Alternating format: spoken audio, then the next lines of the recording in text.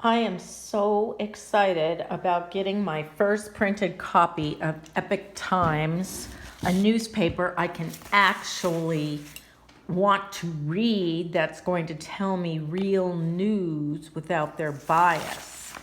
And this is about, I'm going to read a little bit of this story, which is about a county in Texas. Here it is. Okay, sorry. Cochise County Sheriff on the Mexican border in Arizona, tired of waiting. And what happened was, if you read this, he said, "I'm tired of waiting for federal government to fix the border," said the sheriff.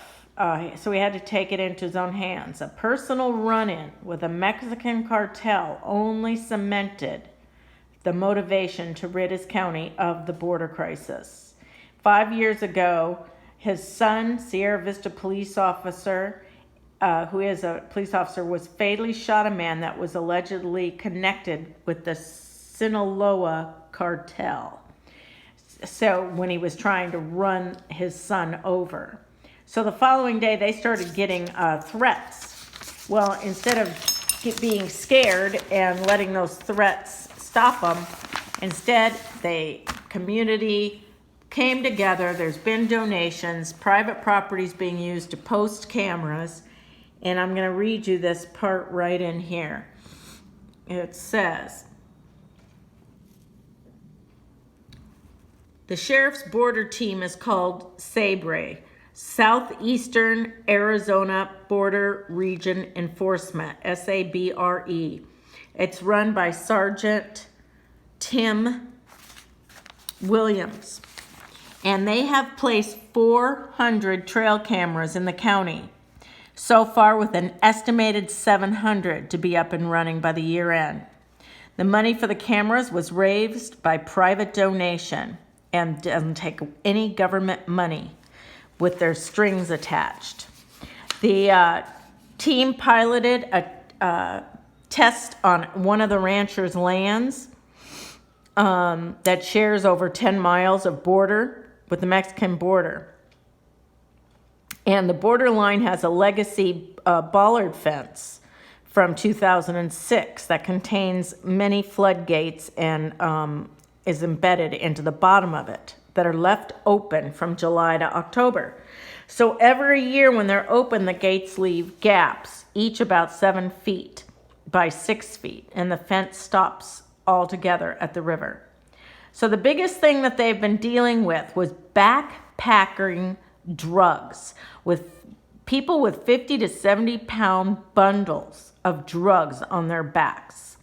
So the ranch was probably the most impacted by all this smuggling because it was close to these gaps. But the pilot program brought it to a halt. There were 37 experienced smugglers on the property that are now sitting in prison. Thank you, Sheriff. Seeing immediate success, the program has continued to expand and become fully operational in August of 2017. Interdictions of illegal aliens and drugs increased as the cameras caught more activity.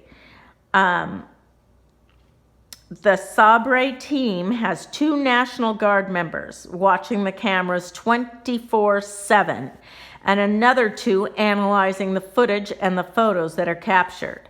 Some trends started emerging, according to Williams. The cartel significantly increased their scouting operations. Drug smuggling routes were changed, and drug mules were now being recruited from the outside of the local area, and the drug smuggling routes turned into human smuggling routes. They've seen well over 2,000 illegal aliens on the cameras, over 170 drug mules. It's still mostly marijuana that we're seeing smuggled.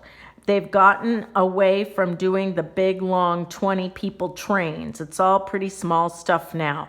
So obviously it has impacted what was going on there.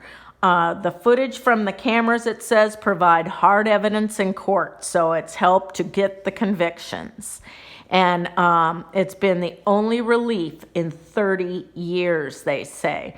The county is one of 3 that fall within the 262-mile Tucson border, which encompasses most of Arizona's border with Mexico. And so they, this program has helped, has almost, sounds like, made it a trickling problem now, where it used to be a huge problem. So this is wonderful news. I'm interested in this news, and I want to read this. Spygate next. Investigation expanding. And what else? The silent victims of the hidden world where boys are trafficked. What kind of people want boys trafficked? I don't think it's women. I doubt that there's gangs of women who are doing this. And it's not only boys, it's people. It's women and girls. It's young girls too. But they do make up a significant portion, it says, of trafficking victims in the United States. But they are severely neglected when it comes to resources, services, and public awareness campaigns. They've seen studies that say about 70% of kids who are trafficked in America come out of foster care systems. That is a horrible news that I had no idea about. I'm going to continue reading, and I will be reading aloud other interesting articles. If you don't want to hear it, you don't. If you don't want to know the real news without some bias-leaning opinions, then don't listen to me when I post them. Have a great day.